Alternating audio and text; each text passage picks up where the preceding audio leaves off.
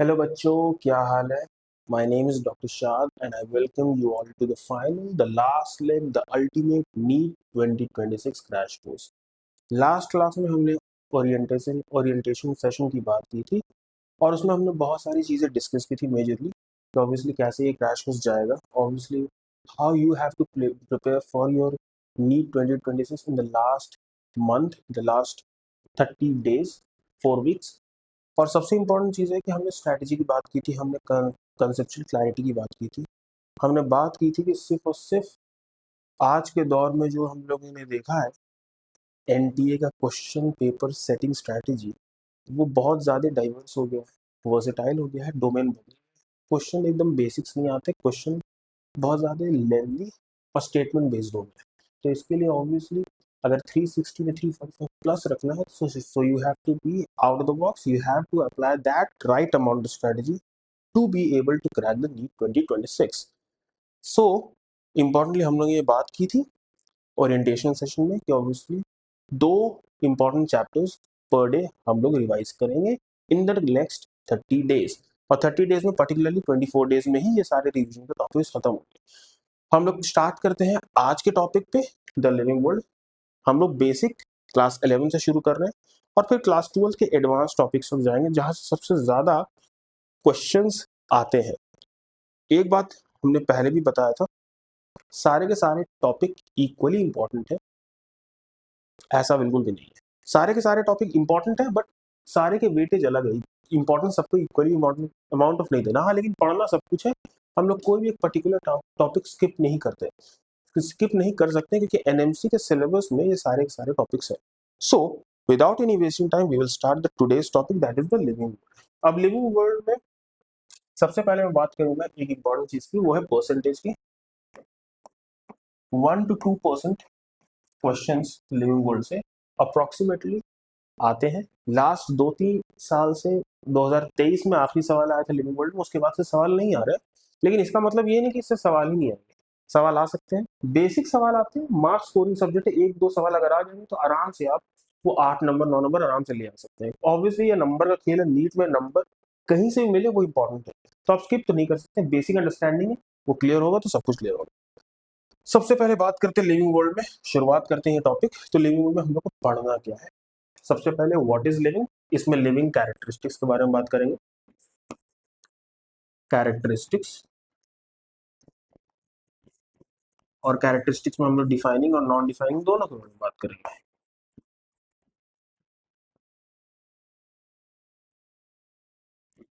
Defining characters and non defining characters, ये दोनों के बारे में हम लोग इन डेप्थ पढ़ेंगे। उसके बाद taxonomy and systematics. Basic taxonomy का क्या मतलब होता है, systematics, new systematics, we will discuss about that. Taxonomic categories most important सवाल इसी से आते हैं 2023 में, और उससे पहले भी सवाल इससे आए हैं हायरार्किकल रूल से। And then we have the taxonomical AB. ये जो पार्ट है ये एनएमसी और एनसीईआरटी के जो लेटेस्ट सिलेबस है उससे इंक्लूड कर दिया गया है। So you have to just एक रीडिंग देना है इसमें, दैट्स इट। इससे ज्यादा इसमें इन डेप्थ नहीं जाना। टैक्सोनॉमिकल एड से सवाल बहुत पहले आते थे, आज के नए सिलेबस में इसे डिलीट कर दिया गया पर्टिकुलर, तो इसके बारे में डिस्कस नहीं करना ही ज्यादा अच्छा होगा। सबसे पहले बात करते हैं लिविंग बींग्स के बारे में, और लिविंग बींग्स में हम लोग बात करेंगे कैरेक्टरिस्टिक्स के बारे में जो लिविंग को और नॉन लिविंग को डिफरेंशिएट करता है। क्या ऐसे कैरेक्टर्स है जो लिविंग बींग में होंगे, कौन से कैरेक्टरिस्टिक्स नॉन लिविंग में नहीं होंगे। तो इसमें 2 टाइप के कैरेक्टरिस्टिक्स पैदा होते हैं। कैरेक्टरिस्टिक्स समझ रहे हो, क्या आप देख रहे हैं उसमें, क्या कैरेक्टर देख रहे हैं आप लिविंग में और नॉन लिविंग में। तो लिविंग में और नॉन लिविंग में दोनों में अलग अलग तरीके के कैरेक्टर्स होते हैं। कुछ कैरेक्टर्स ऐसे होते हैं जो सिर्फ लिविंग ऑर्गेनिज्म में ही मिलेंगे, आपको नॉन लिविंग में नहीं दिखेंगे। कुछ ऐसे कैरेक्टर्स होते हैं जो दोनों में दिखेंगे। तो ये कैरेक्टरिस्टिक्स के बेसिस पे हम लोग इसके टाइप को डिवाइड करते हैं। तो जो कैरेक्टर्स आपको सिर्फ लिविंग ऑर्गेनिज्म में दिखेंगे उसको हम लोग डिफाइनिंग कैरेक्टर्स कहेंगे, क्योंकि इसमें कोई एक्सेप्शन नहीं होगा, ये नॉन लिविंग में होंगे ही नहीं। इसके एग्जांपल्स जैसे कि डिफाइनिंग कैरेक्टर्स में आपके एग्जांपल्स होते हैं मेटाबॉलिज्म। ये मेटाबॉलिज्म सिर्फ और सिर्फ लिविंग ऑर्गेनिज्म में होते हैं। इसके अलावा आपका सेलुलर ऑर्गेनाइजेशन,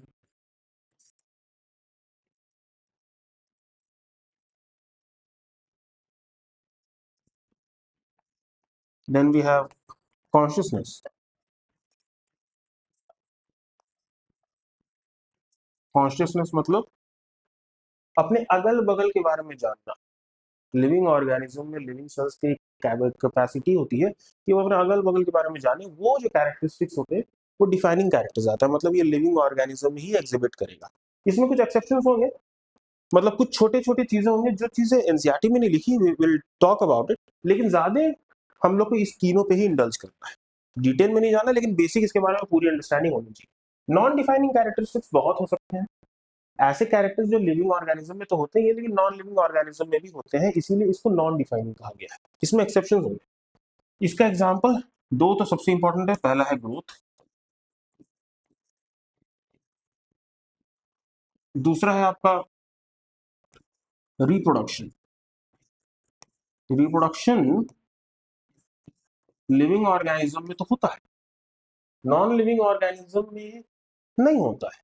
लेकिन कुछ ऐसे ऑर्गेनिज्म होते हैं जो रिप्रोड्यूस नहीं करते, कुछ ऐसे लिविंग ऑर्गेनिज्म जो रिप्रोड्यूस नहीं करते हैं, इसीलिए ये एक्सेप्शन आ गया। टेक्निकली कुछ ऐसे ऑर्गेनिज्म जैसे फॉर एग्जांपल म्यूल हो गया, वर्कर बीज हो गए, ये कभी लाइफ टाइम रिप्रोड्यूस ही नहीं करते हैं, स्टेराइल होते हैं।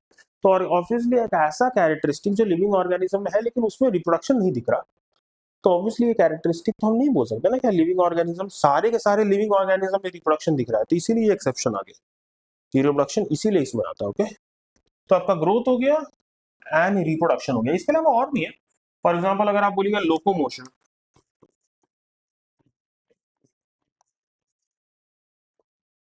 इसको स्टार मार्क कर लेते हैं क्योंकि लोकोमोशन एक टेक्निकल टर्म है, आप यूज कर सकते हैं। मैंने सिर्फ और सिर्फ एक्सप्लेन करने के लिए बताया था कि डिफाइनिंग कैरेक्टर्स क्या है और नॉन डिफाइनिंग कैरेक्टर्स, दोनों में क्या अंतर है और क्यों दोनों को कंसिडर करते हैं। बात करते हैं in depth non defining characters के बारे में। तो नॉन डिफाइनिंग कैरेक्टर्स जो है ग्रोथ और रिप्रोडक्शन, इसके बारे में सबसे ज्यादा बात होती है, ग्रोथ एंड रिप्रोडक्शन।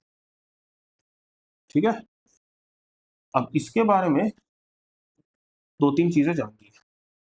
पहली चीज ये कि ग्रोथ जो है और रिप्रोडक्शन ये दोनों ही इंक्लूसिव होता है, साथ साथ होता है यूनिसेलुलर ऑर्गेनिज्म। एग्जाम्पल अमीबा में, एग्जाम्पल पारामीशियम, ये सारे के सारे यूनिसेलुलर ऑर्गेनिज्म। एग्जाम्पल तुम्हारे नॉर्मल बैक्टीरियम,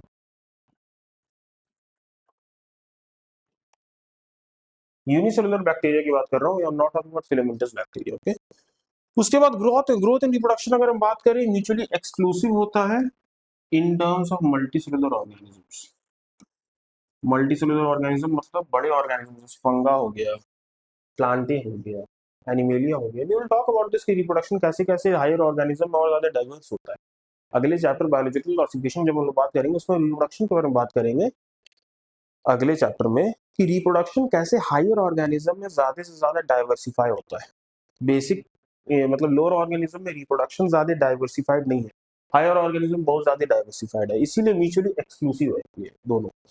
उसके बाद प्लांट ग्रोथ की बात करें तो प्लांट ग्रोथ जो है वो लोकलाइज्ड होता है एंड इनडेफिनिट होता है। अब ये जो है ये प्लांट ग्रोथ के बारे में, लेकिन ये पूरे के पूरे प्लांट ग्रोथ के बारे में नहीं कर रहा है, ये सिर्फ और सिर्फ मेरिस्टेमेटिक टिश्यूज के बारे में कर रहा है। ये भी एक्सेप्शन है, याद रखना। मेरिस्टेमेटिक टिश्यूज, कुछ याद आ रहा है? जिन लोग पढ़े हुए हैं उनके तो पूरा पता होगा कि मेरिस्टेमेटिक टिश्यूज हम किसके बारे में बात कर रहे हैं। We are talking about shoot apical meristem, we are talking about root apical meristem, we are talking about intercalary meristem, these meristems which are present at a particular area। ये सारे जो मेरिस्टेमेटिक टिश्यूज होते हैं वो localised होते हैं। Localised का मतलब ये होगा कि एक पर्टिकुलर पॉइंट पे ही वो ज्यादा ग्रोथ कर रहे हैं। You can see that growth at a particular point, literally you can see that. और इनडेफिनिट होता है का मतलब ये लाइफ लॉन्ग होते हैं। आप देखिए कि कोई भी प्लांट ले लो, उसका shoot apical meristem life long grow करता है, root apical meristem life long grow करता है। लेकिन ये जो प्लांट ग्रोथ जो है, ये प्लांट ग्रोथ में हम सिर्फ मेरिस्टेमेटिक टिश्यूज के बारे में बात कर रहे हैं। तो टेक्निकली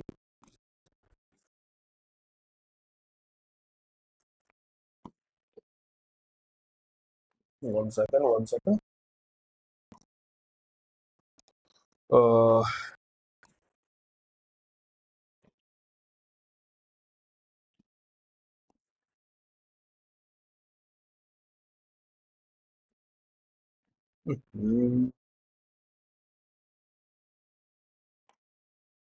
एनीवे, मेरिस्टेमेटिक टिश्यूज के बारे में बात कर रहे हैं। प्लांट ग्रोथ जो हम बात कर रहे थे टिश्यूज में, वो मेरिस्टेमेटिक टिश्यू के बारे में बात कर रहे हैं। Apical meristem, intercalary meristem, lateral meristem, हम लोग इसके बारे में इन डिटेल बात करेंगे मॉर्फोलॉजी फ्लावरिंग प्लांट्स में। ओके, लेकिन ऐसा नहीं कि सारे सारे प्लांट ग्रोथ ही लोकलाइज्ड होते हैं और डिफरेंट होते हैं। कुछ ऐसे प्लांट, मतलब कुछ ऐसे प्लांट्स के बारे में बात करें जैसे प्लांट के ऑर्गन्स, जिसकी की बात कर लेते हैं एक्सेप्शन में। प्लांट ऑर्गन्स ये जो होते हैं ये डेफिनेट होते हैं, जस्ट लाइक एनिमल्स, और डिफ्यूज होते हैं जस्ट लाइक एनिमल्स। अब ये मैंने क्या लिख दिया, ये अगले लाइन में जो लिखा मैंने, animal growth is diffuse and indefinite, यही चीज मैंने यहाँ लिखी। एनिमल ग्रोथ जो होता है वो डिफ्यूज होता है और डेफिनेट होता है, मतलब एक पर्टिकुलर एज तक ही वो ग्रो होगा, पहली चीज। डेफिनेट का मतलब ये होता है, इनडेफिनेट का मतलब लाइफ लॉन्ग होता है, डेफिनेट का मतलब एक पर्टिकुलर लेट तक। डिफ्यूज का मतलब ये हुआ कि टेक्निकली आपका जो मतलब जो ग्रोथ होता है वो टेक्निकली एक यूनिफॉर्म वे में होता है। अब यूनिफॉर्म वे का मतलब हुआ कि एक पर्टिकुलर ऑर्गन बहुत ज्यादा डेवलप नहीं हो जाता, एक यूनिफॉर्म वे में ग्रो होता है, और वो जो ग्रोथ होता है वो से उसमें आपको पर्टिकुलर कुछ कैरेक्टरिस्टिक्स होता है, जैसे for example cell elongation, cell elongation इसमें दिखेगा आपको टेक्निकली। अब यही टाइप का डिफ्यूज और डेफिनेट ग्रोथ जो होता है ना, प्लांट के कुछ डेफिनेट ऑर्गन्स में भी होता है, डेवलप्ड ऑर्गन्स नहीं होते। फॉर एग्जांपल आप देखिएगा फ्लावर, फॉर एग्जांपल आप देखिएगा leaf, developed leaf, for example कोई भी एक पर्टिकुलर ऐसे प्लांट के डेवलप्ड पार्ट जो कि एपिकल मेरिस्टम से, मेरिस्टेमेटिक टिश्यू से अलग, वो सारे के सारे यही आपको डेफिनेट और डिफ्यूज्ड ग्रोथ देंगे। ठीक है, यही एक बेसिक सी चीज थी। इसके अलावा एक और बात मैं बता दूं, यहाँ पे लिख देता हूँ। रिप्रोडक्शन आपको पता ही है कि डिफाइनिंग कैरेक्टरिस्टिक्स है, क्यों है बता दिया, एग्जांपल में भी दे दिया था। एक और इम्पोर्टेंट जो ग्रोथ होता है वो आपका,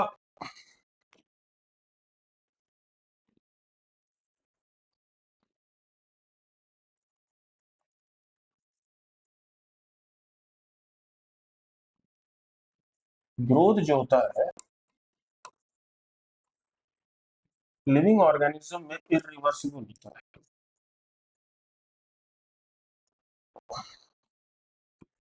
ये बहुत इंपॉर्टेंट है, दो चीज याद रखो।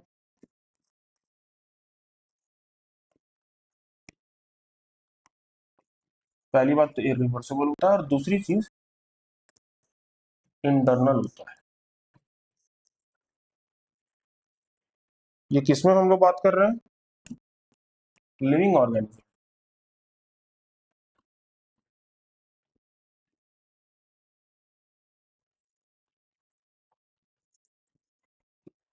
लिविंग ऑर्गेनिज्म में जो ग्रोथ होता है वो इंटरनल और इरिवर्सिबल होता है। इंटरनल मतलब अंदर से ग्रोथ होता है, और इरिवर्सिबल मतलब एक बार ग्रोथ हो गया तो वो वापस से माइनस नहीं कर सकते। इसी का जस्ट ऑपोजिट जो ग्रोथ होता है वो आपका लिविंग ऑर्गेनिज्म, मतलब नॉन लिविंग ऑर्गेनिज्म में होता है। उसमें इंटरनल एक्सटर्नल ग्रोथ होते हैं मोस्टली, और वो रिवर्सिबल भी हो सकते हैं। इसीलिए ग्रोथ जो है वो कैरेक्टरिस्टिक तो है, लिविंग नॉन लिविंग दोनों भी होता है। यही बेसिक कंसेप्ट था। आगे बढ़ते हैं डिफाइनिंग कैरेक्टरिस्टिक्स पे। अब डिफाइनिंग कैरेक्टरिस्टिक्स जो है इसमें देखो तीन कैरेक्टरिस्टिक्स के बारे में बेसिक बताया गया। एक तो मेटाबॉलिज्म बताया गया। Metabolism is the sum of the total reactions occurring inside the body. Catabolism plus anabolism. Catabolism मतलब ये होता है breaking off bigger molecules into smaller, और ये होता है build up of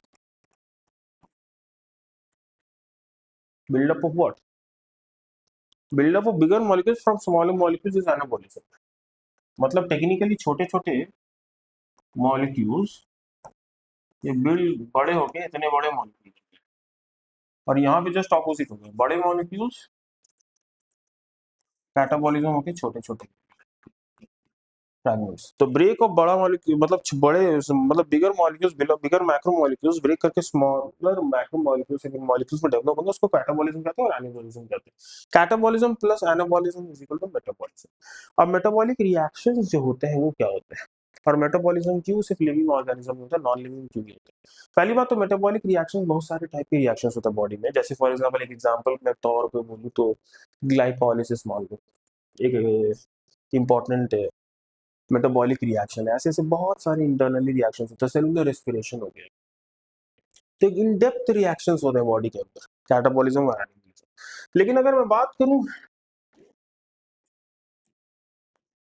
in vitro reactions की, मतलब ऐसे रिएक्शंस जो बाहर में होते हैं बॉडी के, जो मेटाबॉलिक रिएक्शंस ही टाइप के होते हैं, तो क्या हम लोग उसको लिविंग कहेंगे, क्या उसको लिविंग लिविंग थिंग्स कहेंगे? तो नहीं है। एनसीईआरटी ने क्लियरली लिखा है कि in vitro reactions occurring inside the body is neither is not living things, not a living thing, but यहाँ पे बट लगाया है उसने, but surely a living reaction, एक लिविंग रिएक्शन जरूर है। इन विट्रो मतलब एक टेस्ट ट्यूब में बात कर रहे हैं, पर्टिकुलरली एक पर्टिकुलर एक्सपेरिमेंट अगर हम परफॉर्म करें टेस्ट ट्यूब में, तो क्या वो एक लिविंग है? लिविंग थिंग हम उसको कह सकते हैं उसको? तो नहीं। अब ये लिविंग थिंग क्यों नहीं कह सकते हैं, तुम समझो एक बात को।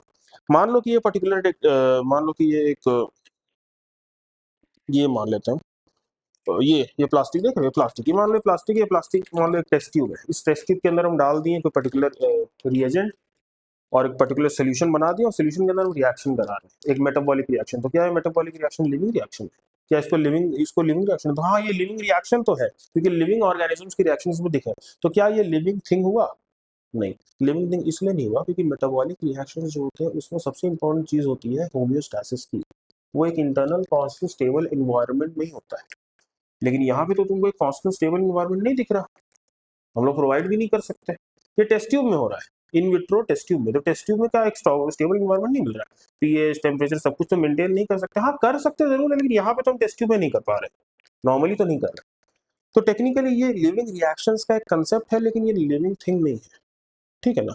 दूसरी इंपॉर्टेंट चीज, पहला चीज तो समझिए कि तुम हाँ इन विट्रो टेस्ट ट्यूब में जो होता है it is neither living not not living but a living reaction. दूसरा चीज, पहली चीज तो होम्योस्टैसिस नहीं हो सकता। दूसरी इंपॉर्टेंट चीज जो जाननी है तुमको कि ये जो रिएक्शन हुए ग्लाइकोलाइसिस, फॉर एग्जांपल मान लो इसमें ग्लाइकोलाइसिस मैंने कराया, या फिर कोई भी पर्टिकुलर रिएक्शन कराया, यहाँ एक रिएजेंट एक रिएक्टेंट से प्रोडक्ट बन गया, मेटाबॉलिक रिएक्शन। वो रिएक्शन जो है एक पर्टिकुलर खत्म नहीं हो जाता। नॉर्मली क्या होता है, वो रिएक्शन एक चेन ऑफ रिएक्शन से इंटैक्ट होता है। वो रिएक्शन ये हुआ, वो रिएक्शन ये हुआ, वो रिएक्शन, मतलब उसके बहुत सारे कॉन्सिक्वेंसेज होते हैं। It's a chain of reaction, enzymatic reactions बहुत सारे इन्वॉल्व होते हैं मेटाबॉलिज्म के अंदर। तो ये रिएक्शन तो एक सिंपल है, कोई चेन ऑफ रिएक्शन से इंटैक्ट नहीं है, तो इसीलिए इसको लिविंग नहीं कह सकते, it is not a living thing. NCERT ने इसीलिए इसको एक लाइन में लिखा है कि इन विट्रो टेस्ट ट्यूब में जो होता है it is not a living thing but surely a living reaction, क्योंकि लिविंग रिएक्शन जैसा हम लोग इसको देखते हैं।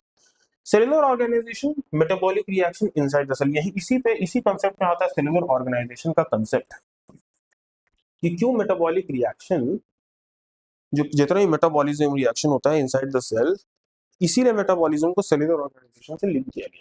क्योंकि तुम समझो कि अगर सेलुलर ऑर्गेनाइजेशन होगा ही नहीं तो मेटाबॉलिक रिएक्शन होगा नहीं। इसीलिए सेलुलर ऑर्गेनाइजेशन और मेटाबॉलिज्म दोनों को ही हम लोग एक डिफाइनिंग कैरेक्टरिस्टिक्स बोलते हैं लिविंग ऑर्गेनिज्म में। क्यों कहते हैं, अभी समझ में भी आता है। एक सेल के अंदर पर्टिकुलरली होम्योस्टैसिस मिलेगा, एक कांस्टेंट स्टेबल एनवायरनमेंट मिलेगा, एक चेन ऑफ रिएक्शंस मिलेगा, ना कि एक particular in vitro test tube reaction. इसीलिए सेलुलर ऑर्गेनाइजेशन जहां भी होगा वहां पे मेटाबॉलिक रिएक्शन होगा ही होगा इनसाइड द सेल। अब आई क्लियर बात करके, मेटाबॉलिक रिएक्शन सेलुलर ऑर्गेनाइजेशन दोनों ही एक डिफाइनिंग कैरेक्टरिस्टिक्स है। आगे बढ़ते हैं कॉन्शियसनेस पे, ये भी एक डिफाइनिंग कैरेक्टरिस्टिक्स है। ये आपका दूसरा हो गया, ये होगा पहला मेटाबॉलिज्म, ये हो गया तीसरा कॉन्शियसनेस। अब कॉन्शियसनेस होता क्या है, the state of being aware of what is around you and able to sense environment. Consciousness is therefore become the defining property of living organism. एक पर्टिकुलर लिविंग ऑर्गेनिज्म अपने आसपास के सारे चीज को जानता है, वो अपने स्टेट ऑफ पोजीशन जानता है, स्टेट ऑफ एनवायरनमेंट जानता है कि कहाँ स्टेट में। एग्जांपल्स के तौर पे तुम देखो तो एक नॉर्मल बैक्टीरिया ले लो, तुम देखोगे कि बैक्टीरिया जो होता है, बैक्टीरिया अनफेवरेबल कंडीशंस में अलग अलग फॉर्म अपना दिखाता है, ठीक है। और रिप्रोडक्शन का भी अलग अलग फॉर्म्स दिखाता है, अलग अलग एरियाज में अलग अलग टाइप के फॉर्म्स दिखाता है, अलग अलग इन्वायरमेंट के और हैबिटेट के कंडीशंस में। तो टेक्निकली उसको अपने इन्वायरमेंट के बारे में पता होगा तभी तो वो ये काम कर पा रहा है। और ये बात बिल्कुल सही है, हम लोग इन्वायरमेंट के इन्वायरमेंट, हाँ, कोई भी लिविंग ऑर्गेनिज्म अपने इन्वायरमेंट के अकॉर्डिंगली ही काम करती है, वरना वो जिंदा रहेगी कैसे? उसको पता होना चाहिए कि उसके बगल में कौन है जो उसके अगेंस्ट काम करता है, जो उसके कॉम्पिटिटर्स है, कौन है जो उसके साथ काम कर रहा है, जो म्यूचुअलिस्टिक ग्रोथ कर रहा है, कौन ऐसे हैं ऑर्गेनिज्म जो उसके लायक है, जो उसके मतलब टेक्निकली जिसको वो फीड कर सकता है। ऑब्वियसली लिविंग ऑर्गेनिज्म जो है नॉन लिविंग ऑब्जेक्ट्स पे फीड करेगा, लेकिन कुछ हद तक उसका जो बाई प्रोडक्ट होगा वो ऑर्गेनिक ही मटेरियल और कुछ हद तक इनऑर्गेनिक मटेरियल, ठीक है। तो मेरे कहने का मतलब है कि उसको अपने इन्वायरमेंट के सारे सिनेरियो के बारे में पूरा का पूरा सेंस है, चाहे वो छोटा एक सिंगल सेल हो, चाहे वो मल्टी सेलुलर बड़ा ऑर्गेनिज्म ही क्यों ना हो। इसमें हम लोग जो ह्यूमन बींग्स होते हैं,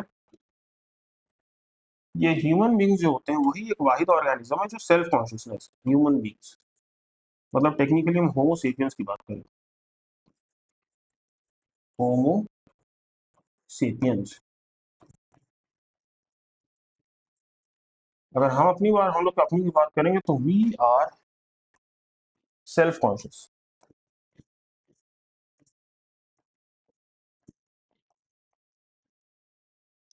सेल्फ कॉन्शियस का मतलब है हम लोग ऐसे हैं जो हम जिसके जो अगल बगल के इन्वायरमेंट के बारे में हमको अपने बारे में भी पता है।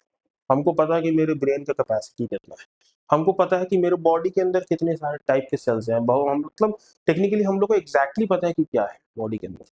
हम लोग अपने ऑर्गेनिज्म के साथ साथ अगल बगल के ऑर्गेनिज्म के बारे में तो जानते ही हैं, सब कुछ जानते हैं टेक्निकली। तो सेल्फ कॉन्शियसनेस का मतलब ये होता है कि अपने बारे में भी जानना।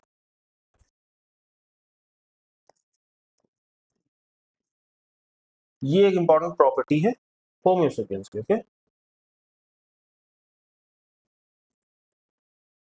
आगे बढ़ते हैं, ये तुम्हारा डिफाइनिंग नॉन डिफाइनिंग कैरेक्टरिस्टिक्स खत्म हुआ है, okay. Then we have the taxonomy. अब टैक्सोनॉमी जो है ये क्या है? देखो टैक्सोनॉमी एक बहुत बड़ा क्लास है। टेक्निकली टैक्सोनॉमी को हम एक पर्टिकुलर सीरीज बोलते हैं जिसमें हम किसी भी पर्टिकुलर ऑर्गेनिज्म का नेमिंग करते हैं एक पर्टिकुलर सीरीज में, एक पर्टिकुलर सिस्टम में। उसमें जो तीन इंपॉर्टेंट स्टेप होते हैं वो ये होते हैं। पहला आइडेंटिफिकेशन, सबसे पहले हम पर्टिकुलरली करेंटली एक ऑर्गेनिजम्स को डिस्क्राइब करें। तो पहला आइडेंटिफिकेशन आता है process, then we have nomenclature and then we have classification. उस पर्टिकुलर ऑर्गेनिज्म को हम एक पर्टिकुलर पोजीशन में, एक पर्टिकुलर टैक्सोन में क्लासिफाई करेंगे, ठीक है। अब ये जो पार्ट है इसमें तुम्हें कुछ कुछ चीजें जाननी है। टैक्सोनॉमी जो होता है, ये पहला जो इसका जो टर्म है, इसका टर्म दिया था कंडोल ने। APD कंडोल नाम था, एक साइंटिस्ट थे बहुत पुराने, उन्होंने टैक्सोनॉमी का टर्म कॉइन किया था। लेकिन फादर ऑफ टैक्सोनॉमी जो है वो हम लोग कार्लस लिनस को बोलते हैं। कार्लस लिनस को, कार्लस लिनस ये एक बहुत इम्पोर्टेंट अपने टाइम के साइंटिस्ट रहे। ये ही was I think Swedish, Carolus Linnaeus जो थे। एंड बहुत इंपॉर्टेंट साइंटिस्ट हैं। इन्होंने दो बुक लिखी थी, सिस्टम नेचुरे और स्पीशीज प्लांटेरम। दोनों बुक जो थी वो दोनों बुक इन्होंने लिखी थी, और उसी में इन्होंने बायनोमियल नोमेनक्लेचर दिया था जो बहुत ही इंपॉर्टेंट है। बायनोमियल नोमेनक्लेचर जो है तो बहुत ही इंपॉर्टेंट है। और बायनोमियल नोमेनक्लेचर टेक्निकली भी बताएंगे बायनोमियल नोमेनक्लेचर होता क्या है। एक नेमिंग का प्रोसेस है एक पर्टिकुलर ऑर्गेनिज्म का, जिसमें दो चीजें होती है। एक होती है जेनरिक नेम, जिसको हम लोग स्पीशी टेक्निकली कोड वर्ड में बोलते हैं जीनस। और एक होती है स्पेसिफिक एपिथेट, स्पेसिफिक एपिथेट। दो चीज होता है, इसी को हम लोग स्पीशीज भी कह सकते हैं। स्पीशीज में एक हो गया स्पीशीज और एक हो गया जीनस।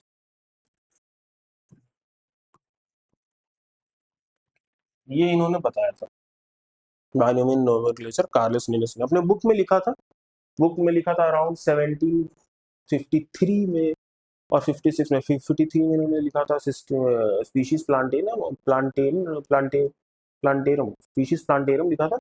और 1756 में अप्रोक्सीमेटली 10th एडिशन आया था आपका सिस्टम नेचुरे का। तो ये दोनों बुक में इन्होंने स्पीशीज के बारे में लिखा था और कैसे स्पीशीज को डाइवर्सिफाई किया गया, तो बहुत सारे स्पीशीज के बारे में उसमें लिखा था उन्होंने। एक पर्टिकुलरली प्लांट स्पीशीज के बारे में लिखा था, एक नेचुरल एनिमल स्पीशीज के बारे में लिखा था। तो ये जो बुक है, ये दोनों बुक में कार्लस लिनस ने बायोनोमियल नोमेनक्लेचर को स्पेसिफाई किया। अब नोमेनक्लेचर में ये दो नेम होते हैं, ये दो नेम तो इंपॉर्टेंट है। इसके अलावा जो बायोनोमियल नोमेनक्लेचर में हो जाता है, ये जनरली जो होता है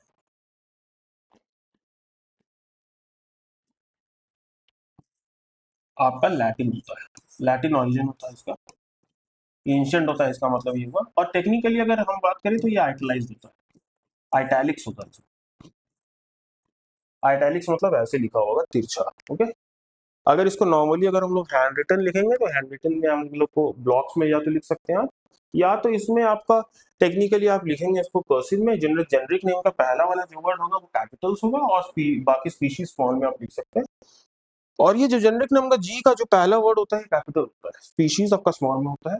दोनों को आप अगर नॉर्मली लिख रहे हैं तो दोनों का लिख के अंडरलाइन कर दीजिए, या फिर सीधा ब्लॉक में लिख दीजिए, अंडरलाइन करना वाला ज्यादा। फॉर एग्जाम्पल अगर आपको लिखना है, इफ यू से, जैसे हमको लिखना मैंगीफेरा इंडिका, मैंगो का साइंटिफिक नेम, तो टेक्निकली हम लोग लिखेंगे यहाँ पे ऐसे, मैंगीफेरा इंडिका, ठीक है, और इसको अंडरलाइन कर लो अलग अलग, ठीक है, ऐसे लिखा जाता है। तो टेक्निकली ये एग्जांपल मैंने दिया हाउ टू राइट इट। ये तीन चार इंपॉर्टेंट कैरेक्टरिस्टिक्स है बायोनोमियल नोमेनक्लेचर का। उसके बाद आता है, आपने ठीक है नेमिंग दे दिया, उसके बाद आपने क्लासिफाई किया उसको पर्टिकुलर ऑर्गेनिजम्स में। अब क्लासिफिकेशन होता है अकॉर्डिंग टू टैक्सॉन। अब जो टैक्सॉन होता है, टैक्सोनॉमिकल हायरार्की होती है, जिसके बारे में हम लोग अगले में बात करेंगे, इसी वजह से बात स्लाइड है। उससे पहले हम लोग बात कर लेते हैं कुछ इंपॉर्टेंट कोडिंग जो पूरे ऑल ओवर वर्ल्ड सबको दिया जाता है। तो यहाँ पे मैं कोडिंग के बारे में बात करता हूँ।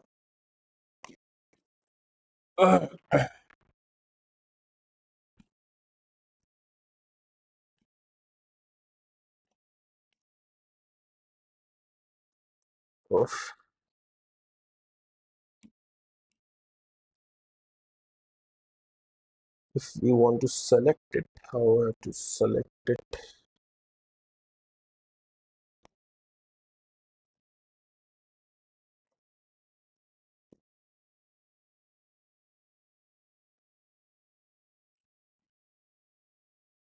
Intelligent identification.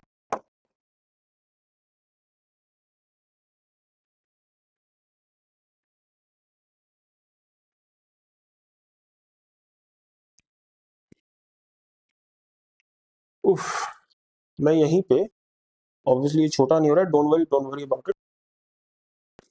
यहाँ पे हम लोग एक बात करते हैं, क्लासिफिकेशन के इंपॉर्टेंट टर्म्स के बारे में लिखते हैं दिस वन। अब ये जो टर्म्स है ना, ये टर्म्स के बारे में बता दूं आपको। This is ICBN, international code for botanical nomenclature. ये अपडेट हो गया था। ये सारे के सारे कोड जो है इंटरनेशनली डिराइव्ड है, इंटरनेशनल कोड्स है, जो पर्टिकुलर स्पीशीज या फिर पर्टिकुलर ऑर्गेनिजम्स का नेमिंग करते हैं। जो भी नया ऑर्गेनिज्म आएगा उसका नेमिंग यही करेंगे, इसी के अकॉर्डिंगली होगा। ये जो ICBN है, this is international code for botanical nomenclature, international INT code for botanical nomenclature. अब ये जो है, ये तो आपको पता ही है, लेकिन ऑब्वियसली 2011 में इंटरनेशनल बोटानिकल कॉन्फ्रेंस हुआ था, कांग्रेस, या इंटरनेशनल बोटानिकल कांग्रेस होता है, जिसमें मेलबोर्न कोड बना था। उसमें जो है 2011 में, 2011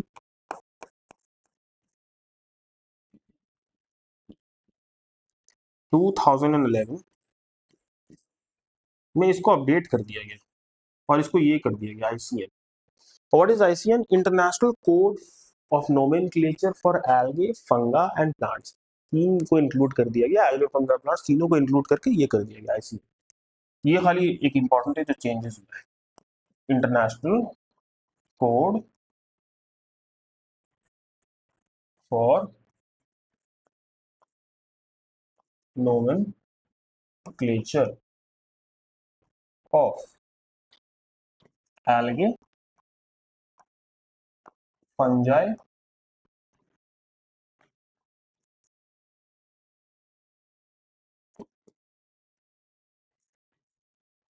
एंड प्लांट्स। ये जो है चेंज हुआ था इंटरनेशनल कोड। उसके बाद आता है आपका ICZN।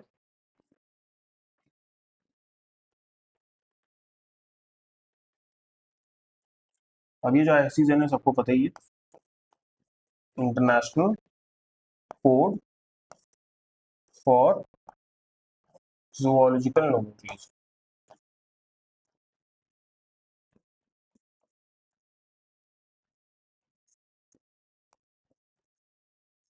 ठीक है, ऐसे ऐसे बहुत सारे कोड है। ICNP है, international code for nomenclature of prokaryotes. जितनी प्रोकैरियोटिक ऑर्गेनिजम्स है, मतलब सिंगल सेल प्रोकैरियोटिक ऑर्गेनिजम्स, उसका नेमिंग ICNP करता है। ठीक है, उसके बाद ICNCP है, international code for nomenclature of cultivated plants. And then we have the international code for virus classification and nomenclature, VCN, ICVCN।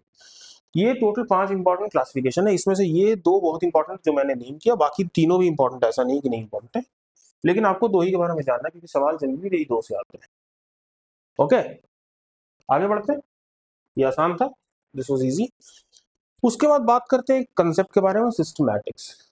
अब सिस्टमैटिक जो कंसेप्ट है, ये कंसेप्ट दिया था एक बहुत रिनाउंड ब्रिटिश ब्रिटिश ही कहेंगे, ब्रिटिश साइंटिस्ट नहीं कहता, ब्रिटिश बायोलॉजिस्ट ने, जिसका नाम था Julian Huxley. Julian Huxley. NCERT में इसके बारे में ज्यादा नहीं लिखा हुआ है, तो इसके बारे में ज्यादा बात नहीं करेंगे, लेकिन याद रखिए बहुत इंपॉर्टेंट बॉटनिस्ट है। इन्होंने 1940 में अप्रोक्सीमेटली एक बुक लिखा था जिसका नाम था द न्यू सिस्टमैटिक्स।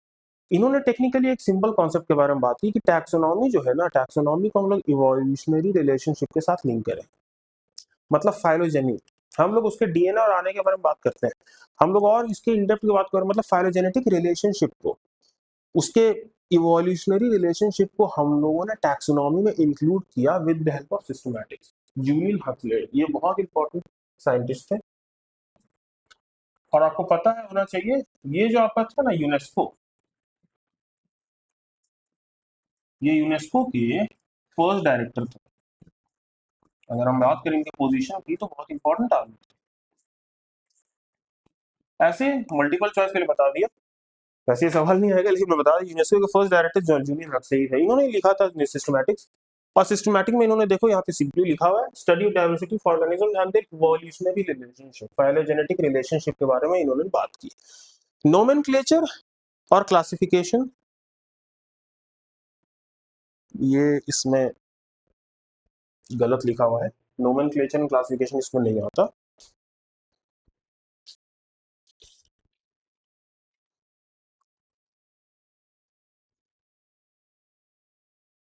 ये नहीं, इसमें नहीं लिखा हुआ, ये गलत है, ये ऑब्वियसली इसको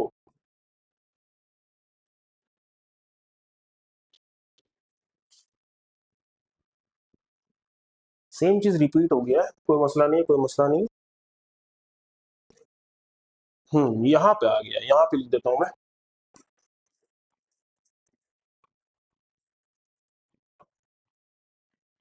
आई थिंक ये रिपीट हो गया है। ये जूलियन हक्सले थे और यही थे आपके यूनेस्को के डायरेक्टर, फर्स्ट डायरेक्टर यूनेस्को।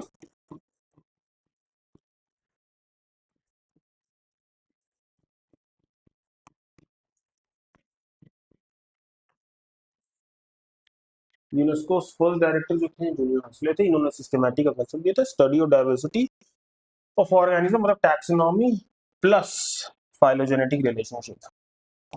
इसने, ये जो ये साइंटिस्ट थे, इन्होंने इस चीज पे ज्यादा फोकस किया कि भाई हम लोग कोई ऐसा कंसेप्ट निकाले जिसमें फाइलोजेनेटिक रिलेशनशिप और इस दोनों पे फोकस किया जाए। ठीक है, इवोल्यूशन पे ज्यादा फोकस किया इन्होंने।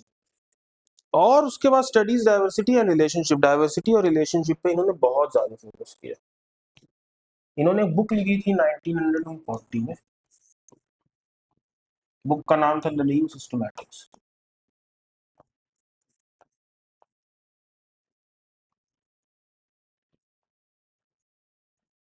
इसी बुक्स में इन्होंने कंसेप्ट दिया था न्यू सिस्टमैटिक्स का, जो आगे हम लोग पढ़ेंगे।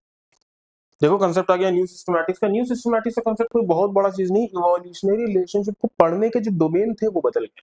हुआ क्या कि सिस्टमैटिक्स हम लोगों ने पढ़ा ही था, classification based upon evolutionary relationship, लेकिन यूजिंग मल्टीपल कैरेक्टर्स जो था, ये मल्टीपल कैरेक्टर्स यहाँ आ गया, इसीलिए अब इसको हम लोग कहेंगे सिर्फ सिस्टमैटिक्स नहीं बल्कि न्यू सिस्टमैटिक्स।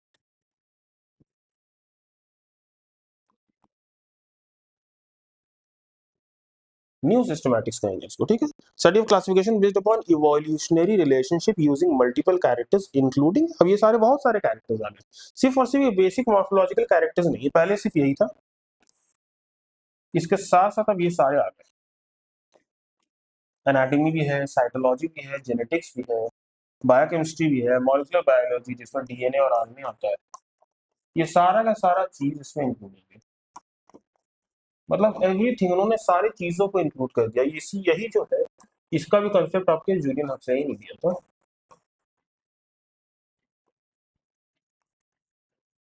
और जो मैंने बुक बताया ये बुक था, ठीक है। आगे बढ़ते हैं, इसके बाद हम लोग का कंसेप्ट आता है टैक्सोनॉमिकल कैटेगरीज। अब ये जो टैक्सोनॉमिकल कैटेगरीज है, इसमें हम लोग टैक्सॉन के बारे में इंपॉर्टेंटली बात करेंगे। टैक्सोनॉमी और कैटेगरी से जानने से पहले तुमको एक बात बता दो, लगभग 1.7 to 1.8 million species in total, different species. अब ये जितने भी स्पीशीज हैं टोटल बायोडाइवर्सिटी को कैलकुलेट करके बताएंगे, बायोडाइवर्सिटी इतने टोटल स्पीशीज बायोडाइवर्सिटी में होते हैं 1.7 to 1.8 million species. Basic concept है, याद रखने वाली चीज खाली। टैक्सोनॉमिकल अरेंजमेंट बात करें तो टैक्सोनॉमिकल अरेंजमेंट जो है वो क्या है, बेसिक अरेंजमेंट है कैटेगरीज का अकॉर्डिंग टू क्या बोलते हैं यूनिट ऑफ क्लासिफिकेशन। और जितने भी कैटेगरीज होते हैं, मतलब टेक्निकली जितने भी एक पर्टिकुलर यूनिट ऑफ क्लासिफिकेशन होता है उसको मतलब जितनी भी कैटेगरी होते हैं उसके यूनिट ऑफ क्लासिफिकेशन कहते हैं हम लोग।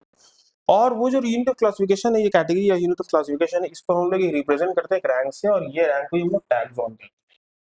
समझ में आई बात क्या कह रहा है, ये सिंपल सी बात है। सारे कैटेगरीज रहता है ना उसको हम यूनिट ऑफ क्लासिफिकेशन में देते हैं, और वो यूनिट ऑफ क्लासिफिकेशन को रिप्रेजेंट करते हैं एक रैंक से, जिस रैंक को हम लोग कहते हैं टैक्सॉन। यही कह रहा है सिंपल सा चीज। अब ये जो रैंक है, रैंक है क्या, बेसिक रैंक है, देखो kingdom, phylum, class, order, family, genus, species, ये बेसिक चलता है सिस्टम। ये सारे के सारे इंडिविजुअल टैक्सॉन है, देख रहे हो, ये एक टैक्सॉन है, ये एक टैक्सॉन है, ये टैक्सॉन है। अब यहाँ पे एक और टैक्सॉन आ गया है, यहाँ पे इसके आगे भी एक आ गया है, डोमेन।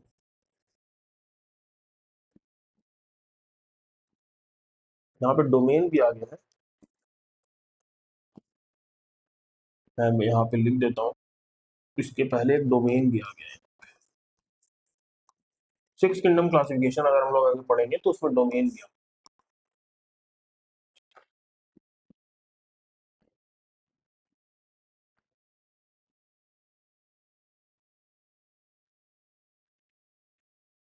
ठीक है, डोमेन भी आ गया यहाँ पे। डोमेन के बाद आता है kingdom, phylum, class, order, family, genus, species. यहाँ पे याद करने वाली क्या चीज है ये तो तुमको पता ही है, इसके बारे में लोग इन डिटेल बात करेंगे। यहाँ पे बात करते हैं कुछ जनरल या कॉमन कैरेक्टरिस्टिक्स के बारे में। तो अगर हम लोग यहाँ से इधर की तरफ जाए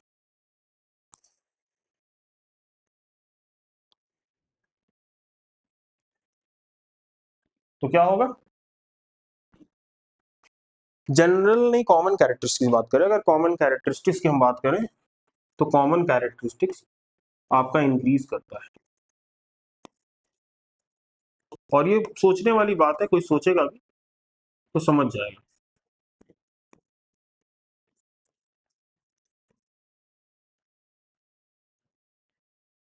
कॉमन कैरेक्टरिस्टिक्स इंक्रीज होता है जैसे आप किंगडम से लेके स्पीशीज तक जाएंगे डाउन द लाइन।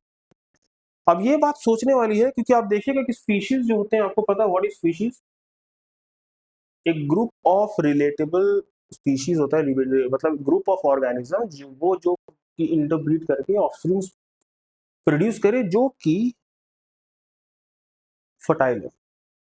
एक ऐसे स्पीशीज क्या होता है, एक ऐसे ऑर्गेनिज्म जो टेक्निकली रिप्रोड्यूस करे, और रिप्रोड्यूस करने के बाद जो ऑफस्प्रिंग बनेंगे वो फर्टाइल होंगे, उसी को स्पीशीज कहते हैं। फर्टाइल ऑफस्प्रिंग बनाने वाली जो और मतलब टैक्सॉन वाले जो मतलब जो लेवल के ऑर्गेनिजम्स होते हैं वो स्पीशीज होते हैं। एक स्पीशीज ही एक पर्टिकुलर स्पीशीज, अगर एक पर्टिकुलर ग्रुप ऑफ स्पीशीज है, ग्रुप ऑफ स्पीशीज एक सिंगल स्पीशीज के ऑर्गेनिजम्स है, तो वो सिंगल स्पीशीज के ऑर्गेनिजम्स एक दूसरे में मेल फीमेल रिप्रोड्यूस करके एक पर्टिकुलर ऑफस्प्रिंग बनाएगा जो कि फर्टाइल होगा, नॉन फर्टाइल नहीं। वही अलग अलग स्पीशीज के अगर ऑर्गेनिज्म ले लें और उसको अगर हमको पर्टिकुलरली ब्रीड कराए, तो ब्रीड करने के बाद जो ऑफस्प्रिंग बनेगा वो ऑफस्प्रिंग नॉन फर्टाइल होगा, स्टेराइल होगा। ठीक है, ये वाली इंपॉर्टेंट चीज थी बात। तो यहाँ पे ये इसीलिए मैं बोल रहा हूँ कि जनरली एक पर्टिकुलर स्पीशीज में, एक पर्टिकुलर ऑर्गेनिज्म में बहुत ज्यादा कॉमन कैरेक्टरिस्टिक्स होगा। लेकिन अगर वही अगर हम एक किंगडम की बात करें, मान लो एक किंगडम प्लांटे किंगडम ले लें, तो प्लांट किंगडम में ब्रायोफाइट्स भी आते हैं, टेरिडोफाइट्स भी आते हैं, जिम्नोस्पर्म्स भी आते हैं। ठीक है ना, सारे के कॉमन कैरेक्टरिस्टिक्स अलग अलग। सिमिलरली एनिमल ले लेते हैं, एनिमल में तुम देखोगे एनिमल में कॉकरोच भी एक एनिमल ही है और ह्यूमन बीइंग एनिमल है। क्या कॉमन कैरेक्टरिस्टिक दिखता है उसमें? वो इतनी सी, हम लोग इतने बड़े। कॉकरोच लिजर्ड में कुछ कैरेक्टरिस्टिक दिखता है तुमको? नहीं। तो टेक्निकली हम वही कहना चाह रहे हैं कि कॉमन कैरेक्टरिस्टिक इंक्रीज होता है यहाँ किंगडम से स्पीशीज तक, जब तुम हायर से लोअर जाओगे, और डिक्रीज होता है इस साइड डिक्रीज होता है। कॉमन कैरेक्टरिस्टिक डिक्रीज, यही एक चीज बताना था इंपॉर्टेंट।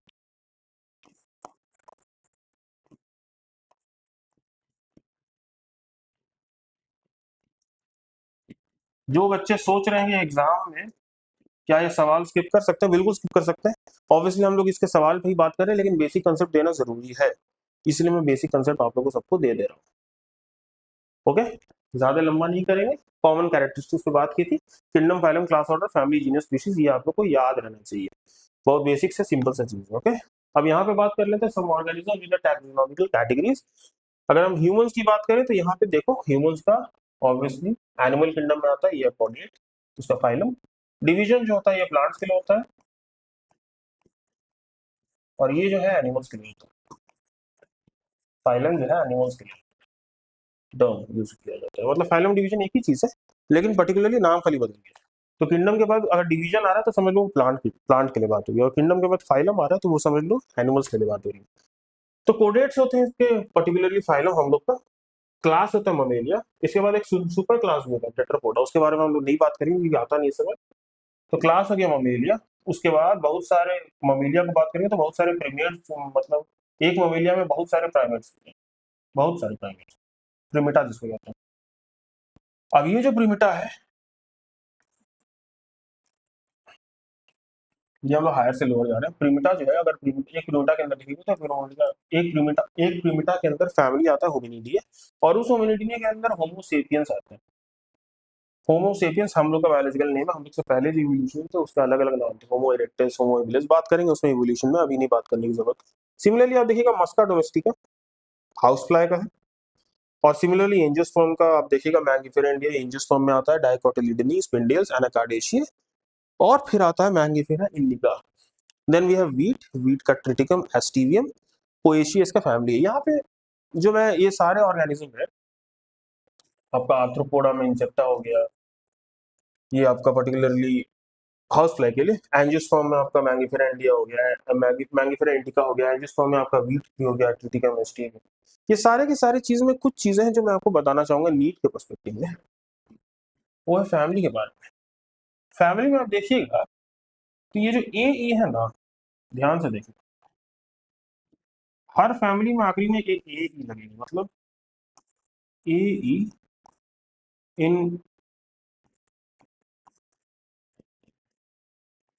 एनिमल की फैमिली में। ठीक है, हमेशा देखो होमिनिडिया हो गया, एई हो गया, ये सारे एनिमल ही है ना। कोडेट्स हो गया, ऑर्थ्रोपोड, दोनों एनिमल के ही किंगडम में आता है, खाली फाइलम अलग है। तो इसमें देखो ए ही आखिरी में है कंफर्म। ठीक, इसके अलावा अगर आप देखिएगा इसमें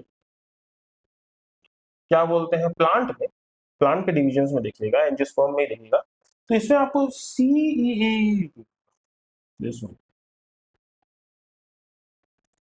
समझे, ये रिपीट होगा, ए सी ई, एशिया रिपीट होगा हमेशा।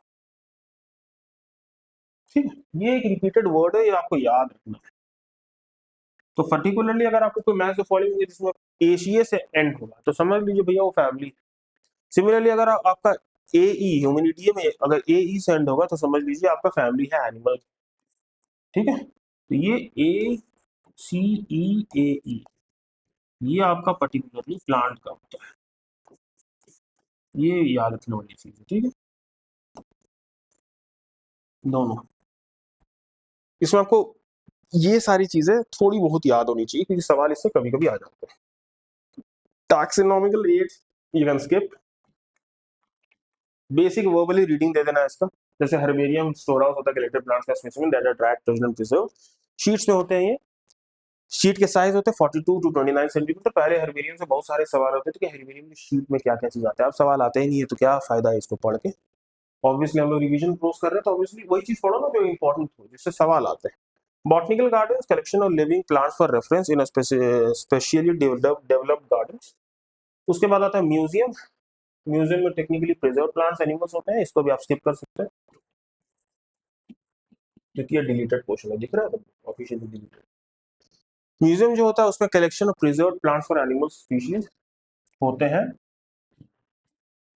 और स्टोर्ड होता है, स्टडीड होता है, डिस्प्लेड होता है, एजुकेशनल पर्पस के लिए होता है। ठीक है, एक और बात याद रखना, याद मत रखना यार, बॉटनिकल गार्डन होते हैं बहुत सी जगह, अब तो आता ही नहीं। जैसे बॉटनिकल गार्डन हो गया, रॉयल बॉटनिकल गार्डन, उसके बाद central botanical, Indian botanical garden Howrah में हो गया, central botanical research institute CBRI ICR का पार्ट, वो आपका लखनऊ में है। इसके बाद जूलॉजिकल पार्क, नॉर्मल जू की बात कर रहा है यहाँ पे। वाइल्ड एनिमल्स जो होता है ह्यूमन केयर में कब किया जाता है, स्पेशली डिजाइन होता है for learning about the habitats and behaviour, जहाँ पे शेर में रखे जाते हैं। जूलॉजिकल पार्ट्स की keys are based on contrasting characters generally in a pair called couplet, और की जो होता है एनालिटिकल इन नेचर में होता है। इसके बारे में सिर्फ रीडिंग देना और कुछ नहीं, ये आपका खत्म। तो हम लोग को बेसिकली क्या क्या याद रखना है, रिवीजन कर लेते हैं इसका। लिविंग कैरेक्टरिस्टिक्स,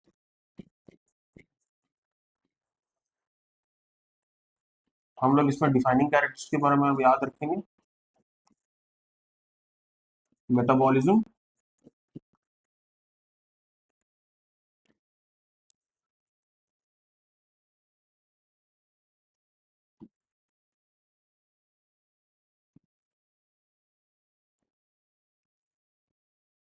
इसमें हम लोग क्या क्या याद रखेंगे, इसमें हम लोग डिफाइनिंग कैरेक्टर्स याद रखेंगे,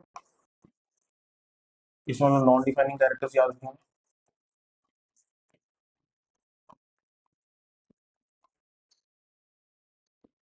नॉन डिफाइनिंग कैरेक्टर्स में आपका क्या क्या आता है, growth plus reproduction. Defining characters में क्या क्या आता है, metabolism plus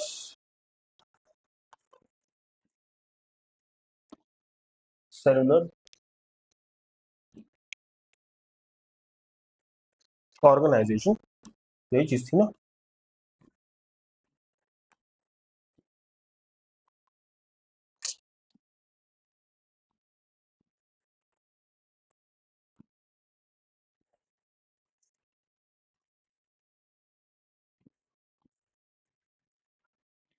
plus consciousness,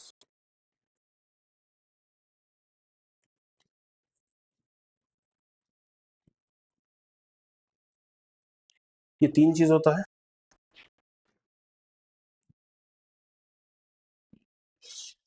sorry guys, मेरी थोड़ी तबीयत ठीक नहीं है आज, ठीक है, इसलिए उतना अच्छे से एफिशिएंसी नहीं निकल पा रहा हूँ।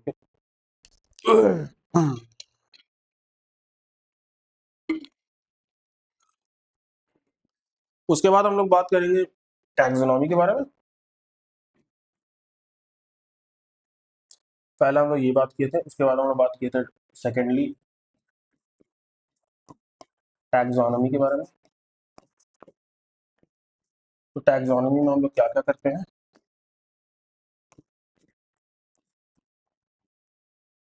आइडेंटिफिकेशन सबसे पहले, सही करेक्ट आइडेंटिफिकेशन करना बहुत जरूरी है, प्लस नोमेनक्लेचर करना हम लोग को, नेमिंग करना है पर्टिकुलर ऑर्गेनिज्म का, बायनोमियल नोमेनक्लेचर इसी में आता है।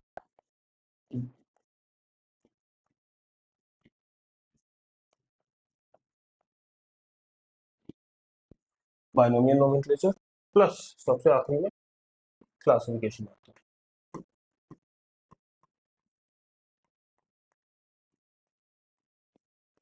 ये 3 चीज आता है आपका टैक्सोनॉमी में।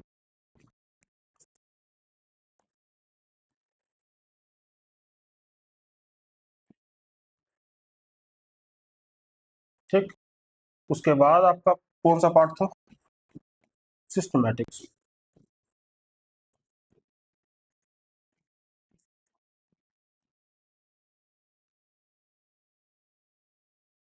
Plus new systematics. Julian Huxley ने दिया था दोनों ही को। दोनों में फर्क क्या है? ये दोनों ही टेक्निकली होते क्या है?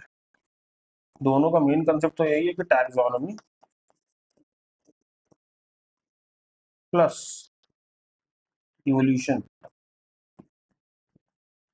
बेसिक कंसेप्ट तो यही है, टैक्सोनॉमी प्लस इवोल्यूशन, यही ना है। लेकिन वो सिस्टमैटिक्स और न्यू सिस्टमैटिक में फर्क है कि ये ओल्ड है,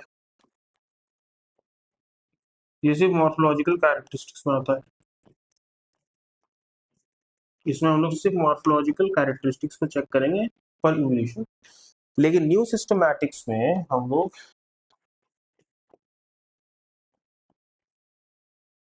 बहुत सारे वेरियस कैरेक्टरिस्टिक्स यूज करते हैं, मतलब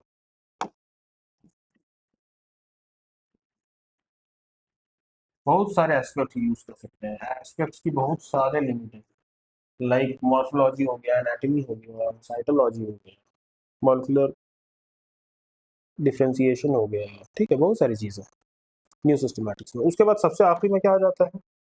the last and the final gap we have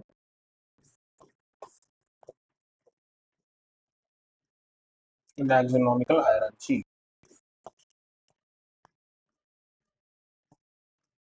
ये चार चीज तो पूरा लिविंग वर्ल्ड निपट गया, बस इसी के बारे में था।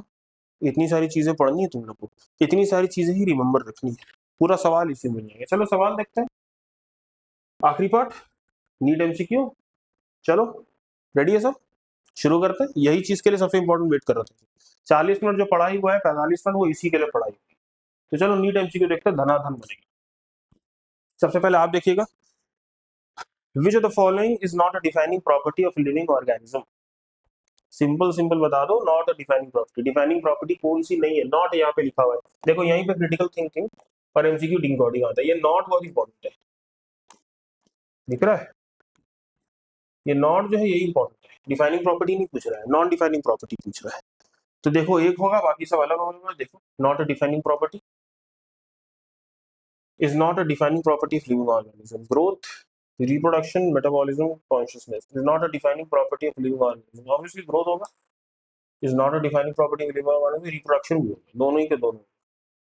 Which of the following is not a defining property of living organism? दोनों के दोनों। ओके, आगे बढ़ते हैं।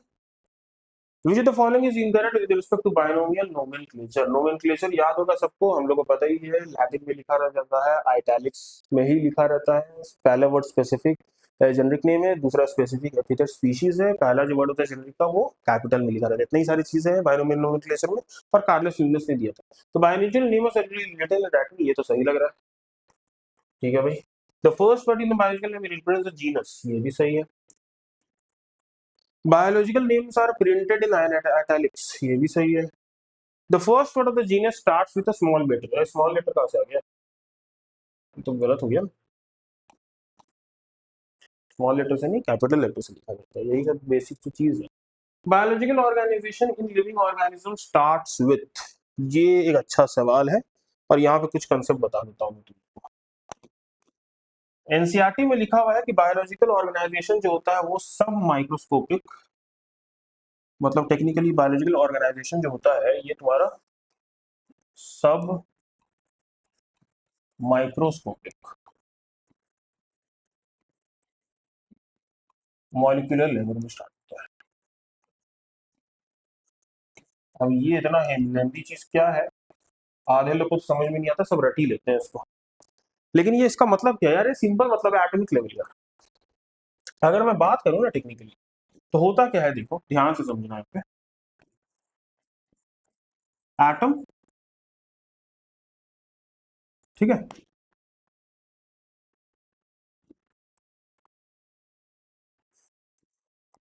एटम ये डिफाइन करेगा मॉलिक्यूल को।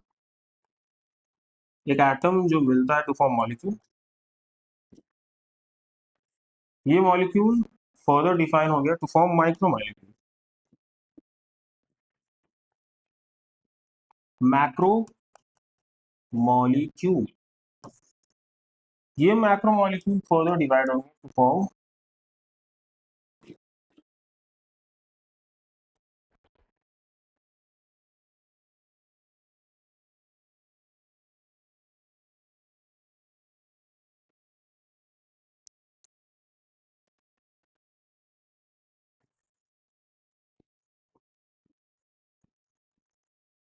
Cell organelles. ये सेल ऑर्गेनल्स ज्वाइन करेंगे और क्या फॉर्म करेंगे बताओ? एक सेल फॉर्म करेंगे। ये सेल जो है, ये cell further divide to form tissue.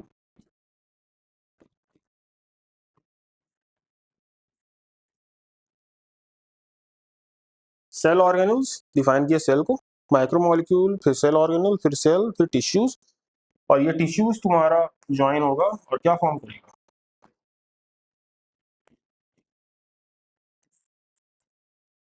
Organ.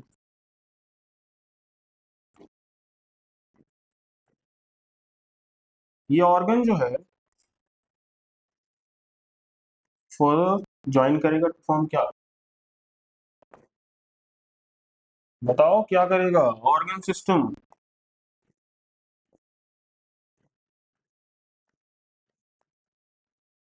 Organ system join करेगा टू फॉर्म व्हाट?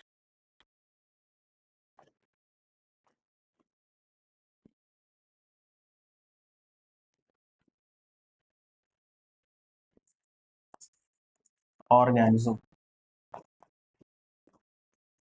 और ये ऑर्गेनिज्म फर्दर फॉर्म करेगा तो क्या फॉर्म करेगा? यहाँ पे तुम्हारा थोड़ा सा थ्योरीज आ जाते हैं। मतलब ऑर्गेनिज्म के बाद क्या? ऑर्गेनिज्म तो तक तो ठीक है, लेकिन ऑर्गेनिज्म के बाद तुम्हारा ऑर्गेनिज्म ज्वाइन करता है to form population. Population join करता है तो क्या फॉर्म होता है? पॉपुलेशन ज्वाइन करता है टू फॉर्म कम्युनिटी।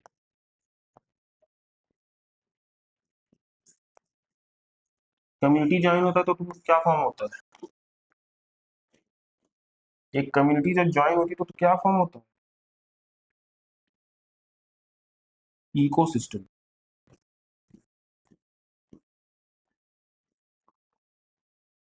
और एक इकोसिस्टम जो ज्वाइन होता है तो क्या फॉर्म होता है? अल्टीमेटली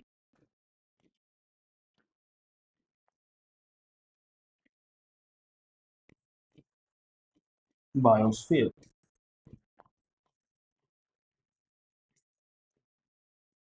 आखिरी, इससे ज्यादा डिटेल में हम नहीं बता सकते। तो ये जो एटम है ना, यही इसी को सब माइक्रोस्कोपिक मॉलिक्यूलर लेवल कहते हैं। एक एटम मॉलिक्यूल में टूटेगा, एक एटम मॉलिक्यूल में जुड़ेगा, एक एटम से मॉलिक्यूल बना, मॉलिक्यूल से मैक्रो मॉलिक्यूल बना, मैक्रो मॉलिक्यूल से एक पर्टिकुलर सेल ऑर्गेनल बना, सेल ऑर्गेनल से सेल बना, सेल से टिश्यू बना, टिश्यू से ऑर्गन बना, ऑर्गन से ऑर्गन सिस्टम बना, और ऑर्गन सिस्टम के बाद और ऑर्गेनिज्म बना, और ऑर्गेनिज्म के बाद तुम्हारा पॉपुलेशन, पॉपुलेशन के बाद कम्युनिटी। पॉपुलेशन क्या होता है? एक पर्टिकुलर ग्रुप ऑफ ऑर्गेनिजम्स जो होता है वो पॉपुलेशन फॉर्म करते हैं। एक पर्टिकुलर डिफरेंट स्पीशीज के जो पॉपुलेशन होते हैं वो कम्युनिटी फॉर्म करते हैं। कम्युनिटी जो है बहुत सारे अलग अलग स्पीशीज, जैसे फॉर एग्जाम्पल जंगल जो है उसमें जितने भी ऑर्गेनिज्म है अलग अलग स्पीशीज के, वो एक पर्टिकुलर कम्युनिटी है। लेकिन जंगल में अगर हम एबायोटिक फैक्टर्स को इंक्लूड कर लेंगे तो वो इकोसिस्टम बन जाएगा, और वो इकोसिस्टम मल्टीपल इकोसिस्टम बायोस्फीयर बनाता है। इतना ज्यादा क्लासिफिकेशन, ये तुम्हारे एकदम बेसिक से लेकर एडवांस तक चल गए हम लोग, एटम से लेके बायोस्फीयर तक। ठीक है, अब यहाँ पे देखो क्या पूछ रहा है, biological organisation living organ starts with what? क्या सेलुलर लेवल पे स्टार्ट होता है? नहीं, टिश्यू लेवल पे स्टार्ट होता है, एटॉमिक लेवल। यही होगा सही आंसर। कौन सा बहुत बड़ा सवाल था? ये कंसेप्ट क्लियर हो जाएगा तो इसका यही सबसे इंपॉर्टेंट चीज है। ठीक है, ये इंपॉर्टेंट चीज है, इसको याद रखना। आगे बढ़ते हैं। Which of the following is a class. Simple सा सवाल है भाई, which of the following is a class. अब क्लास तुमको पता है, क्लास किंगडम फाइलम क्लास। देखो ध्यान से देखना है, ममेलिया इज अ क्लास, स्पेंडेल्स प्रिमेट्स एंड पोइल्स। तुम ध्यान से देखोगे ये सारा का सारा ऑर्डर, स्पेंडेल्स ऑर्डर है, पोइल्स ऑर्डर है, प्रीमेट्स भी ऑर्डर, सारे ऑर्डर है, ठीक है, ये सारे के सारे ऑर्डर,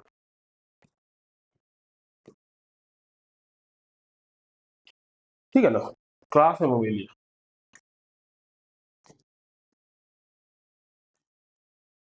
अब अगला सवाल देखते हैं। In hierarchical classification class occupies a base between. Class के बीच में आता है, किंगडम फाइलम, फाइलम के बीच में आता है और ऑर्डर के बीच में आता है, तो फाइलम एंड ऑर्डर ये आता है। किंगडम और फाइलम के बीच में तो कुछ आए भी नहीं करता भाई, ये तो पहले कर चुके। ऑर्डर और फैमिली के बीच में कहां से कुछ आ गया, फाइलम और के बीच और काटो में, फैमिली और जीनस के बीच में तो कुछ आता ही नहीं भैया, ये सब तो सवाल तुम ऐसे ही काट दोगे। मतलब यहाँ पे तुम्हारा, बता दें, अगर कुछ भी नहीं होता तो यहाँ पे तुम्हारा क्रिटिकल थिंकिंग लगेगा। ऐसे अगर इस सवाल को नहीं भी आता है कि भैया हमको नहीं आता, सीरीज नहीं आता, लेकिन हमको पता है कि किंगडम और फाइलम, किंगडम के बाद फाइलम आता है, तो उसके हमको पता है किंगडम के बाद फाइलम आता है, तो इसके बीच में कुछ नहीं आएगा। ऑर्डर और के बाद फैमिली आता है, इसके बीच में कुछ नहीं आएगा। फैमिली के बाद जीनस आता है, इसके बीच में कुछ आ ही नहीं सकता, एक ही तो बचा है। क्रिटिकल थिंकिंग का सवाल था। Which is the first step in taxonomy. अब टैक्सोनॉमी हम लोग पढ़े थे, आइडेंटिफिकेशन, नोमेनक्लेचर, क्लासिफिकेशन। पहला स्टेप क्या था, आइडेंटिफिकेशन ऑफ ऑर्गेनिज्म, तो this is the right answer. Identification असल में description of a particular organism ही है, लेकिन आइडेंटिफिकेशन इज मोर करेक्ट, तो आइडेंटिफिकेशन। उसके बाद ये आते हैं सवाल, स्टेटमेंट, ये एसबीक्यू है, देखो ध्यान से देखो, एसबीक्यू आ गया, यही सबसे ज्यादा परेशान करता है, एसबीक्यू, स्टेटमेंट बेस्ड क्वेश्चंस। अब ये सवाल देखो, cellular organisation of the body is the define, इसमें क्या है, करेक्ट पूछ रहा है, करेक्ट स्टेटमेंट। इसमें देखो स्टेटमेंट जब भी ऐसा पूछे ना, तो तुम पहले स्टेटमेंट को ध्यान से पढ़ो, कोप अप करो कि कौन से पार्ट है ये, टेक्निकली लिविंग वर्ल्ड का, तो ध्यान से इसको लिविंग वर्ल्ड से रिलेट करो। Cellular organisation is the part of the body is the defining, cellular organisation पूछ रहा है। ध्यान में जब सेलुलर ऑर्गेनाइजेशन आया तो समझ में पहला बात ही आता है कि डिफाइनिंग फीचर है क्या। अरे भैया it is the defining feature है, लेकिन ऑफ नॉन लिविंग और नहीं, गलत है, नॉन लिविंग थोड़ी हो गया। Consciousness is the property shared by all living organisms, बिल्कुल सही, ऑल लिविंग ऑर्गेनिज्म शेयर करता है, सही है। A patients with dead brain has no self consciousness yet it is alive. अरे कि कोई पेशेंट मर गया तो क्या वो सेल्फ कॉन्शियसनेस है, नहीं, अपने आप को कहाँ जानना है वो, लेकिन वो अलाइव है सर, ये भी इंपॉर्टेंट चीज। देखो यहाँ पे हम कॉन्सेप्ट बताएंगे इस सवाल के बाद, एक छोटी सी चीज, human beings are the only organ which are aware of himself, that is self conscious, ये भी सही है, मतलब 2 3 and 4 are correct, 1 is incorrect, 2 3 4, 2 3 4, ये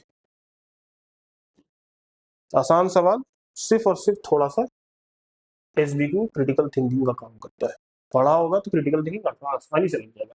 ये देखो एनसीईआरटी एग्जाम्पल का सवाल है, all living organisms are linked to one another because they have common genetic material of the same type. समझो ना बात, तो क्या बोल रहे हैं, बोल रहा जेनेटिक मटेरियल मतलब डीएनए आरएनए की बात हो रही है, और अगर मान लो डीएनए या चुन लिया तो genetic material of the same type. क्या सारे लिविंग ऑर्गेनिज्म में डीएनए होता है, अरे नहीं यार, किसी में आरएनए भी होता है, तो ये गलत होता है। They share common genetic material but to varying degrees, common genetic material लेकिन डिग्रीज वेरी होता है, बिल्कुल सही बात, यही सही है। जेनेटिक मटेरियल कॉमन होता है, या तो डीएनए हुआ तो आरएनए होगा, और वेरिंग डिग्रीज होता है, डीएनए में डबल स्टैंडर्ड भी हो सकता है, सिंगल स्टैंडर्ड भी हो सकता है, उसका वेरिंग डिग्री बहुत वेरी होगा। All have common cellular organisation, बिल्कुल गलत, ये तो सवाल है गलत है, कुछ यूनिसेलुलर हो सकता है, वो मल्टी सेलुलर हो सकता है, ऑल ऑफ द गलत हो गया, ठीक, खत्म। फिर देखते हैं ये सवाल, given organisation belongs to how many genera. अब यहाँ पे देखो ध्यान से, what is this, this is Triticum aestivum wheat, how many genera पूछ रहा है, मतलब जेनरा कितना है, तो इसका जेनरा तो ट्रिटिकम हो गया, इसको क्या कहते हैं, ट्रिटिकम एस्टिवियम, यही ना कहते हैं, तो ट्रिटिकम जो है इसका यही तो है जनरा, यही जो है तुम्हारा जनरल। उसके ब्रिंजल की बात करें तो ब्रिंजल आता है सोलेनम मेलनगोना, और पोटैटो आता है सोलेनम निगरम, सोलेनम नहीं, सोलेनम निगरम नहीं, सोलेनम ट्यूबरोसम, ये आता है सोलेनम, ये भी आता है सोलेनम का, ये अभी आता है 16 नंबर। खाली ये मेलनगोना है और ये टिबरेसम। ठीक, उसके बाद ये लायन, लायन आता पैंथेरा लियो, ये आता पैंथेरा टिग्रिस, तो ये दोनों सेम हो गए। उसके बाद डॉग आ गया। डॉग तो आता है आपको कैनिस फैमिलियारिस, यही आता ना। तो टेक्निकली कितना हो गया, ये भाई कैनिस का है, ये है पैंथेरा।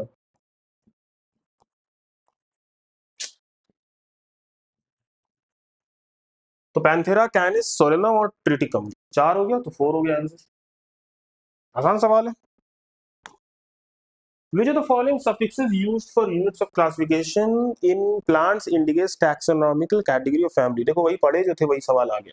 क्या पूछ रहा है, which of the following suffixes used for units of classification in plants? plants में पूछ रहा है units of classification, मतलब फैमिली जो है plants का कैसे यूज करते हैं, हम लोग बताए थे कि प्लांट्स में जो फैमिली होता है उसमें तुम्हारा ऑब्वियसली जैसे प्लांट का फैमिली हो गया तुम्हारा पोएशिए, सोलेनेशिए, ये सब प्लांट का फैमिली है। तो सोलेनेशिया में एशिए होता है, सही है, यही है ना, एशिए। लेकिन ए अगर रहता तो ये एनिमल का होता है, एनिमल हो, जैसे होमिनिडिए ए ई हो। तो अगर यहाँ पे पूछता है unit of classification of plants नहीं एनिमल्स, तो ये एनिमल्स का होता है, ये एनिमल फैमिली।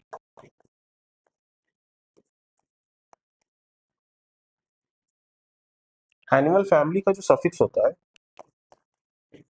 वो ये आखिरी में जो लगने वाला ये है प्लांट का सफिक्स। आगे बढ़ते हैं। Biological organisation level of organism, biological organisation level of living beings can be representative है। बहुत आसान सवाल है, सबसे लेवल तो होगा नहीं। एटॉमिक होता है, मॉलिक्यूलर होता है, सेलुलर होता है, टिश्यू होता है, ऑर्गन, ऑर्गन सिस्टम, इंडिविजुअल, ये सही है। मॉलिक्यूलर के बाद माइक्रो मॉलिक्यूलर भी होता है, ये सही है। बाकी अभी हम डिस्कस किए थे इसके बारे में डिटेल, सेम टू सेम सवाल। Match the following list 1 and list 2। एकदम सिंपल सवाल है, देखो ये वही जो बॉक्स है ना उसी से देखो। सबसे पहले तो आर्थ्रोपोडा के बारे में बात करें। आर्थ्रोपोडा एक phylum, phylum arthropoda, animal kingdom पढ़े होंगे, तो ऑब्वियसली ये इससे मैच हो जाएगा। डी का 2 देख लो, डी का 2, डी का 2 एक ही में है, तो सवाल यही खत्म हो जाता है। तुमको आगे फर्दर देखनी ही नहीं अगर ऐसा सवाल आया तो। लेकिन हम यहाँ पे मिलाने के लिए तुमको बता देते हैं। Class, what is class? Class तुम्हारा ये हो, क्लास तुम्हारा ऑर्डर फैमिली, फैमिली तुम्हारा ये होगा, फैमिली तुम्हारा ये होगा Muscidae, this is family Muscidae, Musca domestica का फैमिली मस्कीडिया होता है। उसके बाद तुम्हारा ऑर्डर, ऑर्डर तुम्हारा डिप्टेरा होगा, बी का 1। उसके बाद सी इंटरमीडिएट, सही है। पहला ही तुम फाइलम से देख लो, अगर ये बारी में दूसरा था तो फाइलम के बाद तुमको क्लास पकड़ना था, फैमिली पकड़ना था। फैमिली ज्यादा आसान था, क्योंकि ये जो है ना ये बहुत इंपॉर्टेंट है। बताया थे ना कि तुम्हारा जो एनिमल किंगडम है इसका जो सफिक्स होता है, फैमिली का जो सफिक्स होता है, अभी पिछला सवाल ही तो था, कहाँ गया? एनिमल फैमिली का जो सफिक्स होता है वो ए ही होता है, तो वही ए ही यहाँ पे ढूंढ लियो, है ना, यहाँ पे A। चलो, ये तुम्हारा पार्ट खत्म हो गया, इसमें ज्यादा सवाल नहीं आते, 1 से 2% फाइनल वर्डिक्ट यही है कि तुम्हारे, अगर हम बात करें नीट,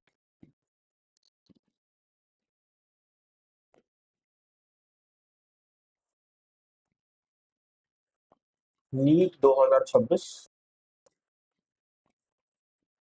1 से 2 क्वेश्चन मैक्स, जीरो भी आ सकते हैं,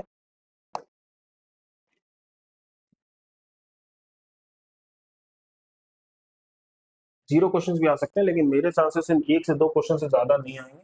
इससे ज्यादा इससे सवाल नहीं आ सकते, क्योंकि इंपॉर्टेंट है, इतना इंपॉर्टेंट नहीं है। कंसेप्चुअल सवाल है, अगर इसका बेसिक कंसेप्ट क्लियर होगा तो सवाल आसान से मिल जाएगा। इसी के साथ ये टॉपिक खत्म होता है। अगला तुम्हारा क्या है टॉपिक नेक्स्ट?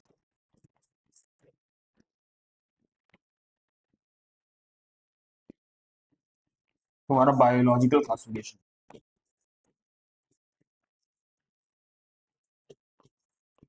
ये इंपॉर्टेंट टॉपिक है, इसका वेटेज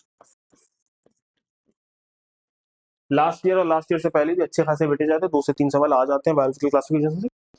लेकिन ये मार्क्स स्कोरिंग है, आसान से सवाल आते हैं, इसलिए ये नेक्स्ट टॉपिक पर हम लोग फोकस करेंगे, बायोलॉजिकल क्लासिफिकेशन। ठीक है, आज के लिए इतना ही। अगले टॉपिक अभी आज ही पढ़ना है तुम्हें, बायोलॉजिकल क्लासिफिकेशन, उसके लिए वेट करना होगा अगला वीडियो के लिए। ओके, चलो, खत्म होता है। All the best, keep trying, keep pushing. Okay, thank you.